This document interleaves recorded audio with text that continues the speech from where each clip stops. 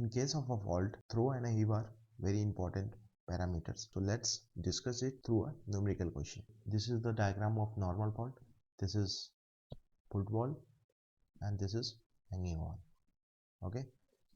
अब देखो ये क्या है, fault plane है and this is the horizontal direction.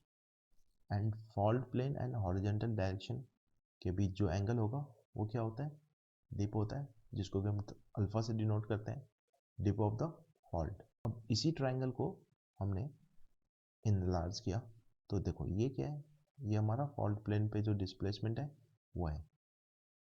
अगर इस केस में बात करो तो एक पॉइंट यहाँ जो है सबसे स्टार्टिंग वाला वही आफ्टर डिस्प्लेसमेंट क्या है, ये. ओके. अब देखो यहाँ पे क्या है, इसी पॉइंट को आप इस हॉरिजॉन्टल लाइन पे प्रोजेक्ट करो तो यहाँ पे जो ये डिस्टेंस है, ये डिस्टेंस है, तो ये क्या है, हॉरिजॉन्टल डिस्टेंस है. तो इसको बोलते हैं हॉरिजॉन्टल सेपरेशन या फिर हॉरिजॉन्टल डिस्प्लेसमेंट. अब ये वाला देखो, ये पॉइंट और ये पॉइंट, तो ये क्या है, वर्टिकल डिस्प्लेसमेंट है, तो इसको बोलते हैं वर्टिकल सेपरेशन या फिर वर्टिकल डिस्प्लेसमेंट. तो अब क्या होता है कि ये जो हॉरिजॉन्टल सेपरेशन है इसको बोलते हैं हीव एंड जो वर्टिकल सेपरेशन है उसको बोलते हैं थ्रो. तो आप याद रखेंगे. अब इसको याद रखने का आसान सा टेक्निक है, क्योंकि कितनी बार लोग भूल जाते हैं हीव जो है वो वर्टिकल सेपरेशन होता है या फिर हॉरिजॉन्टल सेपरेशन होता है.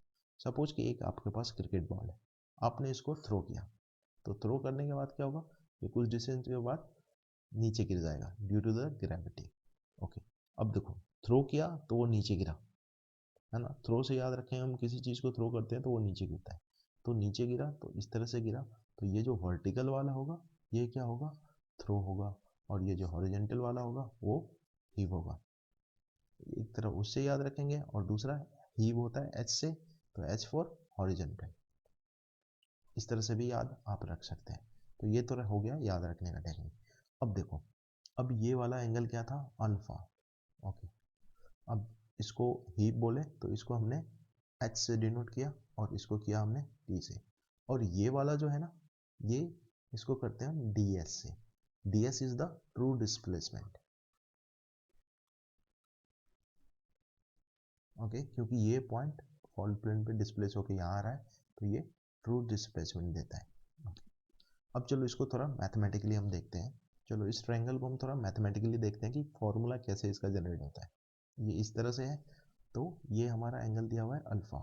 तो किसी भी एंगल का अगर ये राइट एंगल ट्रायंगल है ना, क्योंकि परपेंडिकुलर खींचा है हमने, तो राइट एंगल ट्रायंगल, इसके जस्ट सामने वाला क्या होता है, परपेंडिकुलर होता है, और ये बेस होता है, ये हाइपोटेनस होता है. तो अपने को क्या है कि हीव एंड थ्रो में रिलेशन निकालना है, इसमें और इसमें.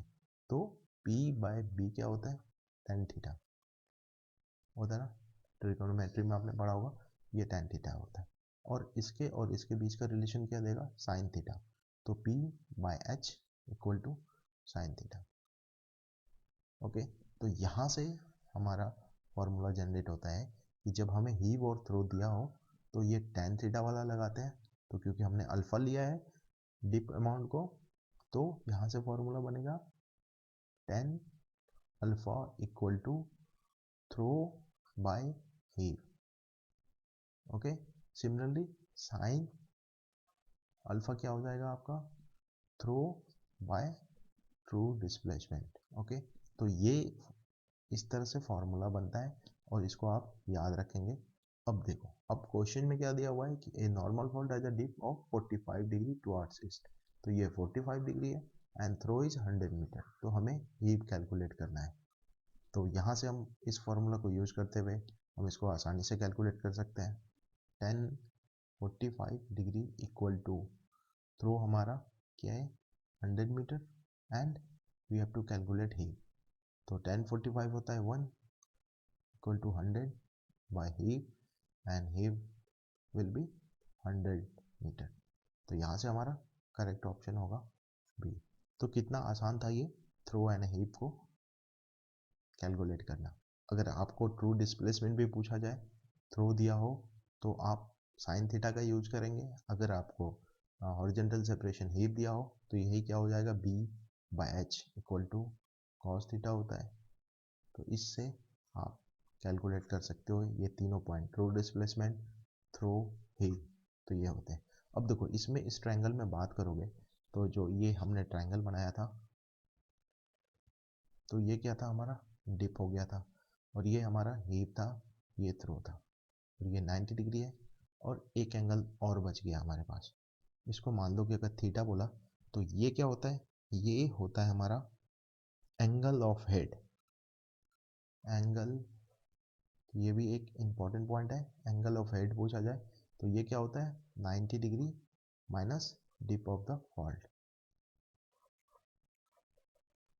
अब 90 कहाँ से आया, ये कहाँ कैसे आया कि ट्रायंगल में कितने होते हैं 180 डिग्री होते हैं, 180 डिग्री में ये ऑलरेडी 90 है, तो ये 90, ये अल्फा प्लस थीटा 90 ही तो बचेगा 180 में। तो यहाँ से ये फॉर्मूला बनता है कि अगर डिप ऑफ द फॉल्ट दिया हो और आपको एंगल ऑफ हेड निकालना हो तो 90 माइनस कर देंगे उसमें। तो इस तरह से आप इन सारी चीज़ों को फॉल से या इस टॉपिक से रिलेटेड जो भी क्वेश्चन आएगा, आई होप कि आप इसको आसानी से कर सकते हो। So thank you for watching this, please come back again.